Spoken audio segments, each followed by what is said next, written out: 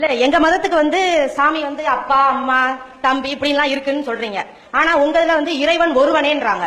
ஒருவன்னாக்கா அது ஆணா இருக்கணும், ஆனா பெண்ணா? நீங்க பாத்திருந்தாக்கா ஆண் சொல்லலாம். அப்ப இறைவனை பாத்திருந்தா அவர் எப்படி இருப்பாரு? அத நீங்க எனக்கு சொல்லணும். அதாவது இறைவனை பார்க்கலங்கிறிய, பார்த்தா தானே அவங்கள பொம்பளையான்னு தீர்மானிக்க முடியும். பார்க்காம எப்படி அவன் இவங்கிறிய? ஒருவன்கிறிய, ஒருவன் ஒரு தீ சொல்ல வேண்டியதானே? ஒரு தீ சொல்லாம ஒருவன் சொன்னா அப்ப ஆம்பளை தானே அர்த்தமாகுது அப்படின்னு கேட்கிறாங்க. நாங்க இந்த ஒருவன் என்று சொல்வதற்கு, அவன் என்று சொல்வதற்கு காரணம் அவன் ஆம்பளை பொம்பளைங்கிற அந்த நேரத்தில் சொல்றது இல்லை. ஏன்னா இஸ்லாமிய நம்பிக்கைப்படி இறைவன் என்பவன் அவன் எந்த இடத்திலையும் கட்டுப்படாது, அவன் எந்த பாலினத்திலையும் வரவே மாட்டான். ஆணும் கிடையாது பெண்ணும் கிடையாது. இதுதான் இஸ்லாத்துடைய நிலைப்பாடு. ரெண்டும் கலந்ததும் கிடையாது. அப்படி கற்பனை வந்துரும்ல, ஆணும் கிடையாது பெண்ணும் கிடையாதுன்னா அலிகளை அப்படி நினைச்சாதீங்க. அதுல ஆணும் இருக்கு பெண்ணும் இருக்கு. ஆனா இங்க ஆணும் இல்ல பெண்ணும் இல்ல, இல்லாம ரெண்டுமே இல்லாம பாலினத்திற்குள் அந்த வரையறைக்குள் வராதவன் இறைவன் என்று இஸ்லாம் சொல்கிறது. அப்படிப்பட்ட இறைவனை அவன் இவன் ஏன் சொல்றோம், ஆண்பால குறிக்கிறோம் அப்படின்னா இது மொழி பிரச்சனையினால வந்தது. இந்த மொழியை பொறுத்த வரைக்கும் மொத்தமே மூன்று பால் விகுதிகளை தான் வச்சிருக்கிறோம். ஒன்னு ஆண்பால், அவன் இவன் என்று சொல்வது. அடுத்து பெண்பால், அவள் இவள் என்று சொல்வது. மூணாவது பலவின்பால், அது இது அக்னிகளை குறிப்பதற்கு அது இது. ஒரு ஆண் வந்தான், ராமேஸ்வரன் வந்தான், காமாட்சி வந்தால், ஒரு ஆடு வந்தது. இப்படிதான் மூணு தான் வச்சிருக்கிறோம். மூணு தாண்டி ஒண்ணுமே இல்ல. அப்ப இந்த மூணு தான் நம்ம மொழியில இருக்கிற காரணத்தினால மூணுக்குள்ள ஏதேனும் ஒண்ணு வச்சுதான் சொல்ல வேண்டி இருக்கிறது. வேற ஒரு சொல்லி இல்ல நம்ம இடத்துல. ஒண்ணு அது இதுன்னு சொல்லணும். அது இதுன்னா ஆடாங்க கேப்பிய மாடாங்க கேப்பிய, அவ இவன் சொல்லணும். பொம்பளையான் கேப்பிய, அவ இவன் சொல்லணும். ஆம்பளையான் கேப்பிய, எதை சொன்னா ஒரு கேள்வி வரும்ல. அப்ப என்ன பண்றது? மூணில் எதையோ ஒண்ணு வச்சுக்க வேண்டியதான். ரவுண்டா ஒரு கொஸ்டின் சுத்தி வளைய வந்து கொண்டே இருந்தால் அதுல எதையாவது ஒண்ணு வச்சு வசதிக்காக வச்சுக்கிட்டோம். அது இது வச்சா ரொம்ப மோசமா இருக்குது, மிச்சம் ஆணு பெண் ரெண்டு தான் இருக்குது, எதையாவது ஒண்ணு வைப்போம். இதை வச்சா அந்த கேள்வி வரும், அதை வச்சா இந்த கேள்வி வரும். எதுக்கு வைக்கல? ஏதோ ஒரு சொல்றது ஒண்ணு வேணுமே, ஒண்ணு இல்லையே, அதனால வச்சுக்கிறோங்கிற அந்த கோணத்துலதான் அவங்க இவன் என்று சொல்கிறோம். பாலின் அடிப்படையில் சொல்லுங்க. அந்த அடிப்படையில தான் நாங்களும் ஒரு தெய்வத்தை எங்க மனசுக்கு ஏத்த மாதிரி ஒவ்வொரு உருவத்தை நாங்க வச்சுக்கிறோம். அது தப்புன்றப்ப இது தப்பு இல்லையா அவங்களுக்கு? அதுல என்ன கேக்குறாங்கன்னா, நாங்களா ஒண்ணு உருவாக்கிட்டோம், நாங்க கற்பனையா சில உருவாக்கி வச்சிருக்கோம்ல உருவங்களை, அது தப்புன்னா இதுவும் தப்பு, நீங்க தான் உருவாக்கி இருக்கீங்கிறாங்க. நாங்க இது எதையும் புதுசாக உருவாக்கல. இறைவனை குறிப்பதற்கு ஒரு சொல்ல நான் வச்சிருக்கோம். இறைவனை அவன்னு சொல்லி ஆம்பளைன்னு காட்டுனா அப்ப தப்பு. நாங்க அவன்னு சொன்னாலும் ஆம்பளைன்னு நம்பி சொல்றது இல்ல. ஆம்பளைன்னு நம்பிக்கிட்டு நாங்க அவன்னு சொன்னா கண்டிப்பா தப்பு தான். ஆம்பளைங்கிற நம்பிக்கை நாங்க சொல்றோம். இறைவனோட குரலை கேட்டுதான் எழுதப்பட்டுச்சுன்னு சொல்றாங்க. அப்ப இறைவனோட குரல் எந்த இதுல கேட்டதுன்னு அவங்களுக்கு நபிகள் நாயகத்துக்கு கண்டிப்பா தெரியணும். அப்படி தெரிஞ்சிருந்தா உருவம் தெரியணுமா இல்லையா? ஆனா பெண்ணான்னு சொல்ல முடியும்ல கண்டிப்பா. இப்ப என் குரலை கேட்டு எல்லாரும் பெண்கள்னு சொல்ல முடியும், ஒரு ஆணோட குரலை கேட்டு ஆண்கள்னு சொல்ல முடியும். அது எப்படி இதுவும் வச்சுக்கலாம் அதுவும் வச்சுக்கலாம்ன்றப்ப எல்லாருமே அதே மாதிரி எடுத்துக்கிறதுல தப்பு இல்லையே. அதாவது குரலை கேட்டா தீர்மானிச்சிடலாம் நானு அப்படிங்கிறாங்க. தீர்மானிக்க முடியாத பிரச்சனை இருக்குதா இல்லையா? குரலை கேட்டா தீர்மானிச்சிடலாம், பெரும்பாலும் தீர்மானிச்சிட்டீங்க. ஆனா தீர்மானிக்காத பஞ்சாயத்து சந்திக்கிற குரல் மட்டும் கேக்குது. நைட் 9 மணி 10 மணி வாக்குல இந்த பக்கம் அந்த சர்ச் இருக்க அந்த ஆஸ்பத்திரி ரோட்ல கிராஸ் பண்ணி வச்சுக்கோ, 11 மணிக்கு குரல் மட்டும் கேட்கும். குரலை கேட்டோட ஆம்பளை நினைப்பிய கிட்ட போனீங்கன்னா வேற மாதிரி இருக்கும்.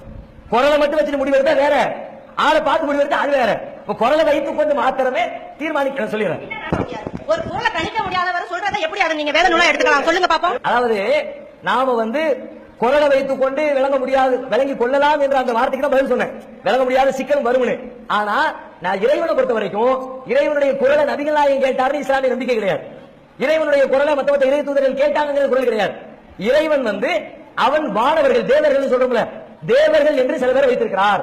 அந்த தேவர்களுக்கு செய்திகளை சொல்லுகிறார். அந்த செய்தியை அந்த தேவர்கள் தான் மனிதர்களுக்கு சொல்றாங்க. அவங்க என்ன சொன்னாங்களோ அது மட்டும்தான் நபிகள் நாயகத்துக்கு தெரியும். அது மட்டும்தான் இஸ்லாம். தேவர்கள் வழியாக வான தூதர்கள் வழியாகத்தான் இறைவன் விஷயம் வருகிறது. அந்த விஷயத்தை கிரகித்து அதைத்தான் நபிகள் நாயகம் உலகத்துக்கு சொன்னாங்க. இறைவனுடைய குரலை நேரடியாக கேட்டு நபிகள் நாயகம் உலகத்துக்கு சொல்றாங்க. தேவர்கள் சொன்னாங்கன்னா அந்த தேவர்கள் நபிகள் நாயகம் பாத்துட்டாங்களா? அப்ப கடவுள் உருவம் இருக்குன்னு நம்பிக்கை நாங்க படுறது தப்பு கிடையாது. நீங்க தேவர்களை பாத்துருக்காங்க, அது அவங்கள்ட்ட கேட்டுதான் எழுதிருக்காங்க நீங்க சொல்றீங்க. அப்ப கடவுள்ன்றது ஒரு உருவம் இருக்கு, அதை கும்புறது தப்பு கிடையாது நாங்க நினைக்கிறோம். இதுல எதுவும் தப்பு கிடையாது. இல்ல நீங்க உருவம் பல உருவம் எடுத்து தேவர்கள் ஒவ்வொன்னா சொன்னாங்கன்னா அப்ப தேவர்கள் பல விதமா வந்து தானே சொல்லிருப்பாங்க. அப்ப ஒவ்வொரு தேவர்களுக்கும் ஒவ்வொரு உருவம் இருக்கும்ல. அது மாதிரி எங்க சாமிகள் ஒவ்வொரு உருவம் நாங்க மனசார நினைச்சு சாமி கும்புறது தப்புன்னு சொல்றது மிகப்பெரிய தப்பு. அதனால தயவு செய்து அப்படி சொல்றதா இருந்தா உங்க தேவர்கள் உருவம் இருக்கு, இந்த மாதிரி வந்திருக்காங்க, அந்த மாதிரி எல்லாம் சொல்லிட்டு நீங்க அதுக்கு காரணத்தை சொல்லிட்டு எங்களுக்கு சாமி கும்புறது தவறுன்னு சொல்லுங்க, நாங்க ஒத்துக்கிறோம். சகோதரி ஒரு விஷயத்தை தவறா விளங்கிக்கிட்டாங்க. என்னன்னா நாம யாரையும் குறைபடுத்தி விமர்சனம் பண்ணி அவங்களை எல்லாத்தையும் குற்றவாளி கூண்டு நிப்பாட்டுவதற்காக விளக்கங்களை சொல்லல. இஸ்லாம் சார்ந்த விஷயங்கள் குறித்து கேள்விகள் வரும்பொழுது இஸ்லாத்துடைய நம்பிக்கை என்ன, அந்த நம்பிக்கையை விளக்குவதுதான் விளக்கும் போது இஸ்லாத்துல ஏன் உருவம் இல்ல அப்படின்னா இறைவனுடைய உருவத்தை யாரும் பார்க்கல, அதனால இல்ல. அதற்காக சொல்லப்பட்டதுதானே ஒழிய நீங்க செய்யறதை குற்றப்படுத்தி குற்றவாளி கூடல நிறுத்துறதுக்காக நம்ம அந்த காரியத்தை அந்த பதில நம்ம சொல்லல. ஒண்ணு. ரெண்டாவது சொல்லிடுறேன். ரெண்டாவது, தேவர்களுக்கு உருவத்தை பத்தி நம்ம பேசவே இல்லை, இறைவனின் உருவத்தை பத்தி பேசணும். இறைவன் வேறு, தேவதூதர்கள் வேறு. அதனால தேவதூதர்களுடைய உருவத்தை நபிகள் நாயகம் பார்த்திருக்காங்க. அதை நபிகள் நாயகம் நினைச்சிருந்தா அவங்க வரைய நினைச்சிருந்தா வரைஞ்சிருக்க முடியும். அவங்களை தவிர வேற யாரும் பார்க்கல. நபிகள் நாயகம் அவங்க வரையல. அதனால தேவதூதர்களுடைய உருவமும் எங்களுக்கு கிடைக்காம போயிடுச்சு. தேவதூதர்களை தான் நபிகள் நாயகம் பார்த்தாங்களே ஒழிய இறைவனை நபிகள் நாயகம் பார்க்கல. எனவே இறைவனுக்கு உருவம் கற்பித்ததை ஏத்துக்கல. தேவர்களுக்கு உருவம் இல்ல, நாங்க வந்து பார்த்ததே இல்லன்றீங்க. அப்புறம் எப்படி அந்த குரலை கேட்டு நீங்க எழுதுனீங்க? அதை எப்படி வேத நூலா வச்சிருப்பீங்க? கவனிக்காம இருக்கிறீங்க. நான் சொல்ற பதில் வேற, நீங்க கேட்கறது வேற. தேவனுக்கு உருவம் இருக்கிறதுன்னு சொல்றேன், நீங்க இல்லன்னு சொல்றீங்க. நான் சொன்னது இருக்கிறதுன்னு சொல்றேன். இல்ல இல்ல, தேவர்களுக்கு உருவம் இருக்குன்னா நீங்க அதை சொல்லிருக்காங்க. கடவுளுக்கு உருவம் கிடையாது அப்படின்னாக்க அதை சொல்ற தேவர்களும் கடவுள் மாதிரி தான் சொல்றீங்க. அவங்க சொன்னதுதான் நாங்க ஏத்துக்கிறோம். இப்ப நான் தான் தேவர்னு சொல்லி நான் உங்கள்கிட்ட வந்து சொல்றேன். நான் சொல்றது நீங்க வேதங்களா எடுத்துக்கீங்களா? கடவுளுக்கு உருவம் இல்லைன்னு நாங்க சொல்லல, உருவம் இருக்கிறதுன்னு தான் சொல்றோம். உருவம் இருக்கிறது தெரியல எங்களுக்கு, நாங்க பார்க்கல. உருவம் தெரியாத ஒருன அதை வேத நூலா எடுத்துக்கிட்டு நீங்க எல்லாத்துக்கும் வேதம் வேதம் வேதம் சொல்றது தவறு. இப்ப நாங்க எங்களுக்கு இப்ப நான் எங்க அம்மா தெய்வமா நினைக்கிறேன், அதனால நான் வந்து கோயில் கட்டி கும்பிடுறேன், நான் கும்பிடுறேன். என்னோட பிள்ளைகள் எல்லாம் அதை வந்து தெய்வமா கும்பிடுதுன்னா அது தவறுன்னு சொல்றது தவறு. புரியுதுங்களா? அது மாதிரிதான் நீங்க வந்து ஒரு குடும்பத்தை நடக்க வேண்டியது மாதிரியே தான் சமுதாயத்திலையும் நடக்குது. நீங்க அதை வந்து சாமி கும்பிடுறது தவறு தவறுன்னு சொல்றது நீங்க செய்யறதுதான் தவறு. அதை பஸ் நீங்க தெரியும். ஏன்னா நீங்க உருவம் கிடையாதுன்னு சொல்றீங்க. சொல்றப்ப எப்படி அந்த உருவமே இல்லாம ஒரு கலர் கேக்குதுன்னா அது தேவனோட வேதனால எப்படி உங்களால ஒரு முடிவு பண்ண முடியும்? அதை கேட்டு எப்படி நீங்க அது பின்பற்றி போறீங்க? இப்ப நாங்களாவது எங்க மன நிம்மதிக்காண்டி ஒரு பக்கத்து வீட்டுல சொல்ல முடியாத, அம்மாட சொல்ல முடியாத ஒரு சின்ன ஒரு உருவத்தை பார்த்து சொன்னாக்க ஒரு மன நிம்மதி கிடைக்குமே. அங்க போறதுனால ஒரு தேங்காய், நீங்க சொன்னீங்க தேங்காய் வியாபாரி, தேங்காய் வேணுமா, வாழைப்பழம் வேணுமா, ஊதுபத்தி வேணுமா, எங்களால அங்க நிறைய பேர் வாழ்க்கை வந்து நல்லபடியா அமையுது. இப்ப நீங்க தொழுக போறீங்க, அதனால யாருக்கு நல்லபடி நீங்க போய் எக்ஸசைஸ் செய்றீங்கன்னு தான் நாங்க நினைக்கிறோம். நீங்க எப்படி போய் சும்மா செவர பத்து வரைக்கின்றீங்களோ அது மாதிரி நாங்க வந்து நீங்க எக்ஸசைஸ் செய்ய போறீங்க அப்படின்னு நினைக்கிறோம். அது ஒண்ணுது. நீங்க எங்களை பத்தி சொல்றதெல்லாம் தவறுனா நாங்க உங்களை பத்தி சொல்றது தவறு. அதனால கடவுள் இருக்காரா இல்லையான்றதை நீங்களே சொல்லுங்க. ஏன்னா உருவம் கிடையாதுன்னு சொன்னாக்க அந்த குரல் வந்து இறைவனோட குரல் தான் அப்படின்றத நாங்க ஏத்துக்கவே முடியாது. பார்க்காததை ஆரம்பத்தில் ஐயாவுடைய கேள்விக்கு நான் பதில் சொன்னேன். கண்ணால் பார்ப்பதை தாண்டி பார்க்காத விஷயங்களையும் சேர்த்து அறிவதற்கு பெயர் அறிவு. இப்ப கண்ணால் இறைவனை காணவில்லை, ஆனால் அவன் படைத்திருக்கிற பொருட்களை வைத்துக் கொண்டு இறைவன் இருக்கிறான் என்பதை அறிவதுதான், அதுதான் பகுத்தறிவு. அந்த அடிப்படையில் பகுத்தறிவு பூர்வமாக சிந்தித்து இறைவனை பார்க்காவிட்டாலும் இறைவன் இருக்கிறான், இறைவனுடைய உருவம் தெரியாவிட்டாலும் இறைவன் இருக்கிறான் என்ற நம்பிக்கையில் நாங்கள் இருக்கிறோம். ஒண்ணு. முதல்ல சொல்றதுக்கு ரிப்பீட் இது, முதல்ல சொன்னதான் திரும்ப சொல்லியிருக்கேன், விளக்கமா சொல்லியிருக்கேன். இப்ப கேள்விக்கு வர்றேன். இப்போ ஒரு குரல் கேட்குது, ஒரு செய்தி வருது, நானே வந்து சொல்றேன் நான் தான் இறைவனுடைய தூதர் வந்திருக்கிறேன், எனக்கு இறைவன் மெசேஜ் வருது, அது இவர் தான் கடவுள் அப்படின்னு சொன்னா நீங்க நம்புவீங்களா? எல்லாரும் சொன்ன உடனே நம்பிட மாட்டோம். அப்படி நம்பவும் இயலாது. அப்படி நம்புறதா இருந்தா டெஸ்ட் பண்ணுவோம். எப்படி டெஸ்ட்? நீங்க இறைவனுடைய தூதர் தான் என்பதை ப்ரூஃப் பண்ணுவதற்கு ஏதாவது எவிடன்ஸ் கொடுங்கன்னு கேட்போம். நான் இறைவனுடைய தூதர், இறைவன் எனக்கு தூதர் வழியாக பேசினான், இறைவன் சில செய்திகளை எனக்கு கட்டளையிட்டான் என்று நான் சொன்னால் அதை கேட்கிறவங்க என்ன செய்யணும்?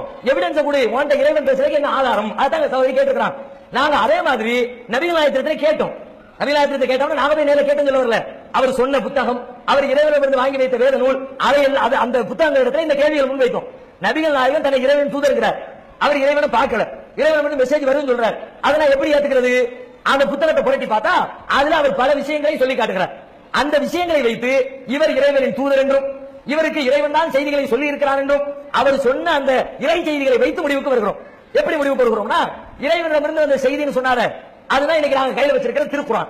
குரான் சொல்றோம்ல, இந்த குரான் தான் நபிகள் நாயகத்திற்கு இறைவனிடமிருந்து அருளப்பட்ட வேத புத்தகம், வேத செய்தியை புத்தகமாக தொகுத்து வைத்திருக்கிறோம். அந்த புத்தகத்தை படிச்சு பார்க்கும்போது அதுல பல ஆதாரங்களை இறைவன் சொல்றான். உதாரணமா அறிவியலை எடுத்துக்குவோம். நபிகள் நாயகம் காலத்துல அறிவியல் வளராத காலகட்டம், 1400 ஆண்டுகளுக்கு முன்பு இன்னைக்கு இருந்த எந்த விஞ்ஞான வளர்ச்சிகளும் கண்டுபிடிப்புகளும் இல்லாத காலகட்டம். அந்த காலகட்டத்தில் இன்றைக்கு கண்டுபிடிக்கப்படுகிற அறிவியல் விஞ்ஞான உண்மைகளை எந்த மனிதனால் பேச முடியுமா? கண்டிப்பா எந்த மனுஷனா இருந்தாலும் பேச முடியாது. எந்த மனுஷனா இருந்தாலும் அறவுரைகள் போதனைகள் பேசலாம்.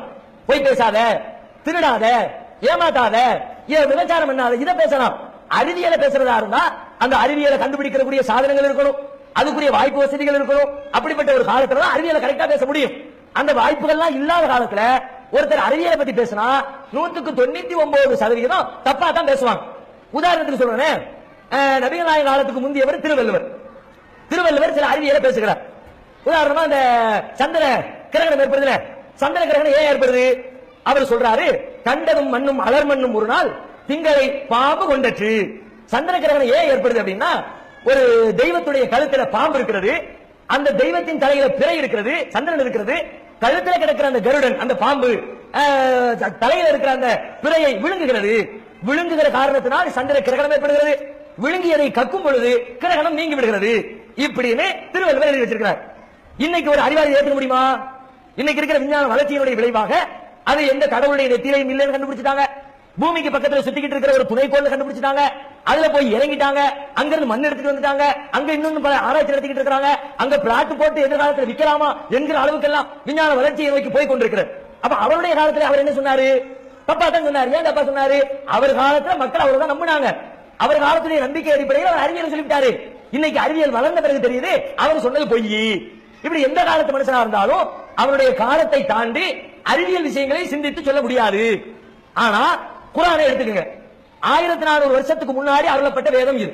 அந்த புத்தகத்தை படிச்சு பார்த்தா இந்த 21ஆம் நூற்றாண்டுல இன்னைக்கு மனுஷன் பல லட்சக்கணக்கான ரூபாய்களை செலவழிச்சு பல விஞ்ஞானிகள் கூடி அமர்ந்து கண்டுபிடிக்கிற பல விஷயங்களை சர்வ சாதாரணமாக மிக தெளிவாக குர்ஆன் 100க்கு 100 அறிவியலுக்கு முரண்படாமல் பேசுகிறது.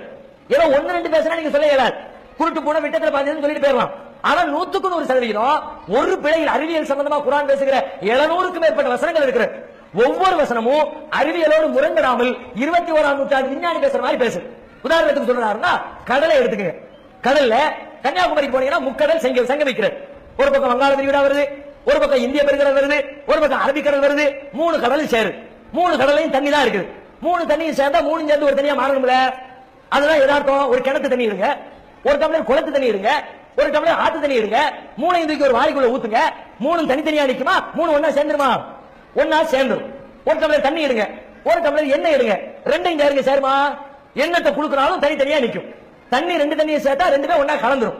அப்படிதான் நம்முடைய அறிவு சொல்கிறது. ஆனால் கடல் விஞ்ஞானிகள் சொல்கிறார்கள் 3 கடல் வருத ஒரே இடத்துல சேருத, ஆனா ஒண்ணு இன்னொன்னோடு கலப்பதில்லை. ஒரு கடலுக்கும் இன்னொரு கடலுக்கும் இடையில கண்ணுக்கு தெரியாத, கைகளால் தொட்டு பார்த்து உணர முடியாத ஏதோ ஒரு தடுப்பு இருக்கிறது. இங்க இருக்கிற தண்ணீர் அங்கே செல்வதில்லை, அங்க இருக்கிற தண்ணீர் இங்கே செல்வதில்லை. இந்த உப்பின் அடர்த்தி வேறு, அந்த தண்ணீரின் அடர்த்தி வேறு, இதுல இருக்கிற விட்டமின்ஸ் வேறு, அதுல இருக்கிற விட்டமின்ஸ் வேறு. இப்படி எல்லா தண்ணியும் சேர்ந்தாலும் தனித்தனியா திறவோட்ட மாதிரி நிக்குது. இது இப்ப சமீபத்தில் கண்டுபிடிச்ச ஒரு உண்மை. இதுக்கு முந்தி உலகத்துல யாருக்கும் தெரியாது. 500 வருஷத்துக்கு முன்னாடி இப்படி எல்லாம் சிந்திச்சிருக்கவே மாட்டாங்க. ஆனா குர்ஆனை பத்தி பாருங்க. குர்ஆனில் இந்த செய்தி இருக்கிறது. என்ன இருக்கிறது? மரஜல் பஹ்ரைனி யல்தகியான். இது குர்ஆன்ல இருக்கிற அரபி வாசகம். 2 கடல்கள் ஒன்றோடு ஒன்று சங்கமிக்கின்றன. பைனஹுமா பர்ஸகுன் லா யப்கியான். ஆனால் அவற்றிற்கு இடையிலே கண்ணுக்கு புலப்படாத திரை ஒன்று இருக்கிறது. ஒரு கடல் தண்ணீர் இன்னொரு கடலுக்குள் நுழைந்து விட முடியாது. இந்த விஷயத்தை 1400 வருஷத்துக்கு முன்னாடி உள்ள மனுஷன் சொல்ல முடியுமா? அப்ப இதை வச்சு நாங்க யோசிக்கிறோம். இது மனுஷன் சொல்லல, ஏதோ முகமதுங்கிற சாதாரண ஆளு சொல்லல. திருவள்ளுவர் சொன்னதே பொய்யா போச்சு, கன்பூசியஸ் சொன்னது பொய்யா போச்சு, நெப்போலியன் மாதிரி பெரிய வீரர்கள் சொன்னது பொய்யா போச்சு, எத்தனையோ தத்துவ ஞானிகள் சொன்னது பொய்யா போச்சு. ஆனா நபிகள் நாயகம் சொன்னது எப்படி இவ்வளவு கரெக்டா? அப்ப அவர் கடல் பயணம் கூட செய்யல. ஒருவேளை கடல் பயணம் பண்ணியிருந்தா கூட என்னமோ ஆராய்ச்சி பண்ணி சொல்லிட்டாருன்னு சொல்லலாம். நபிகள் நாயகம் அவருடைய வாழ்க்கையில ஒரு தடவை கூட கடல் பயணமே பண்ணினது கிடையாது. அப்படிப்பட்ட ஒருத்தரால் எப்படி சொல்ல முடிஞ்சிச்சு? அப்பதான் நாங்க யோசனை முடிவு போடுறோம். இது நபிகள் நாயகத்துடைய சொந்த கூற்று அல்ல. கடலை படைத்த இறைவன் எவனோ, இந்த உலகத்தை படைத்த பிரம்மா எவனோ, அந்த பிரம்மன் தான் இதை சொல்லி இருக்கிறான், மனிதனின் சொல் அல்ல என்று. இப்படி இப்படி ஒன்னு சொல்லி இருக்கிற, இப்படி ஆயிரக்கணக்கில் சொல்லுவோம். 1-2 இல்ல, நூற்றுக்கணக்கான அறிவியல் விஷயங்கள் குர்ஆனுக்குள்ள அப்படியே பொருந்தி போகிறது. இன்னைக்கு தோல் மருத்துவம் 4 நாள் பெரிய கொண்டே போகிறது. தோல் இருக்கிற தோல்ல எத்தனை அலர்ஜி வருது, நோய் வருது, அதனுடைய டெக்னாலஜி கண்டுபிடிப்புகள் 4 நாள் வளர்ந்துகிட்டே இருக்கு. இந்த தோல்ல 3 அடுக்கு இருக்கு. மேல் அடுக்கு, 2வது அடுக்கு, 3வது அடுக்கு. கொஞ்சம் லைட்டா சூடு பட்டுச்சுன்னா மேல் அடுக்கு காலியாகும், கொஞ்சம் கூடுதலா சூடு பட்டுச்சுன்னா 2வது அடுக்கு காலியாகும், இன்னும் கூடுதலா சூடு பட்டுச்சுன்னா 3வது அடுக்கு காலியாகும். உடம்புல இருக்கிற 3 அடுக்கு தோல் காலி ஆயிடுச்சுன்னு வச்சுக்குவோம். அதுக்கு பிறகு ஒரு ஆளை தீய வச்சு சுடுறீங்க. உடம்புல இருக்கிற மொத்த தோலின் 3 அடுக்கையும் உரிச்சு எடுத்துவிட்டு அந்த உடம்புல தீய பத்த வைக்கிறீங்க. நெருப்பு கங்கத்துக்கு போடுறீங்க. போட்டா விஞ்ஞானிகள் சொல்றாங்க, போட்டா அசால்ட்டா கிடக்கும். கையில ஒரு நெருப்பு கங்க பிடிச்சி சும்மா இருக்க முடியுமா? அப்படி பிடிச்சா தூக்கி போட்டுறணும். ஆனா உடம்புல பட்டுச்சுன்னா வெந்து போயிருவேன். இப்ப உடம்புல தோல் போயிடுச்சு, தோலுக்கு மேல திரும்ப தோலுக்கு உரிச்சு போட்டு கொண்டு போய் கங்கல்லி போட்டா, நெருப்பை கொண்டு சுடு வச்சா நமக்கு தெரியும் இது தோல் இருந்தாலும் பரவாயில்ல, தோலும் இல்ல, சதையில கொண்டு போய் இப்படி நெருப்பு வைக்கிறாங்களே, ரொம்ப பெரிய வேதனைப்படுவாரு நம்ம நினைப்போம். ஆனா ஒரு வேதனை அவருக்கு தெரியாது. அசால்ட்டா தீயில கொண்டு போய் தள்ளி விட்டாலும் சும்மா உட்கார்ந்துருப்பாரு. இதை நீங்க கண்ணுக்கு எதிரே கூட பிராக்டிகலா பார்க்கலாம். தீ குளிச்சுக்கிறாங்கல்ல, ஆஸ்பத்திரியில போய் பாருங்க. மொத்த தோலும் கரிஞ்சு போனவங்க சில பேர் இருப்பாங்க. அரைகுறையா எரிஞ்சவன் குளிச்சுக்கிட்டு இருப்பான். முழுசா கரிஞ்சு வெள்ளை வெள்ளைன்னு வாழை இலையில படுக்க வச்சிருப்பாங்க பாத்தீங்களா? அது மாதிரி ஆட்கள் போய் பாருங்க, நீங்க பார்க்கும்போதே கோரமா இருக்கும், என்னடா இது இவ்வளவு பயங்கரமா இருக்குன்னு. அவன் அசால்ட்டா பேனக்கில உட்கார்ந்து என்ன சாப்பிட்டு நம்ம விசாரிச்சுட்டு இருப்போம். நீங்க போய் இன்னைக்கு போய் கவர்மெண்ட் போய் பாருங்க, ஒண்ணும் தெரியாதவனுக்கு நம்ம போய் பதறிக்கிட்டு இவ்வளவு கொடுமையா இருக்கு நம்ம நினைப்போம்.